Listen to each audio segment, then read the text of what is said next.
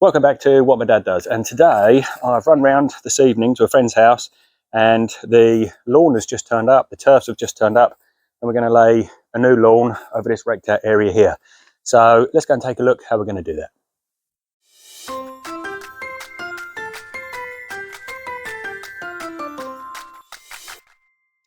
Okay, so first things first, we've got good quality topsoil here that we have laid over and got as absolutely level as we can.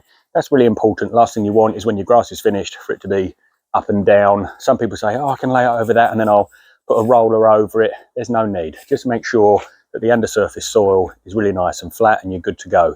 Secondly, we've left it for about a week. It's had some rain, it's sunk a bit, we've filled some bits in. If you're gonna, this was fairly thick, probably about that deep over here. If it hadn't rained and we hadn't left it, once we lay the turf, then we're going to be disappointed in a week's time because no matter how much you compact it, that's going to sink in the rain. Okay, so we've let it just settle basically.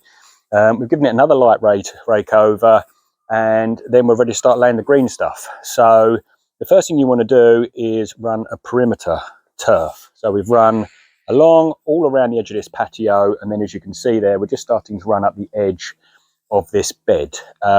The reason you do that is because if you cut into the edge, generally what happens with turf, especially if it's very dry, if it's in the summer or something, we're going into autumn here, so it's not so bad. But if it was very dry, the turf is going to shrink. Okay, and if you've got your cut bits there, all those little edges are going to die. If you run a nice perimeter around the edge, it's a solid turf and you're not going to get that shrinkage back. Second thing is as well, when you lay your turfs and you lay it into that edge, don't stretch the turf, okay, because the turf is going to shrink back. So if you stretch it, once you've cut it, it's going to shrink back and you're going to have gaps everywhere. Lay it a bit sort of squashed up, as it were, so it can shrink and it will still be okay.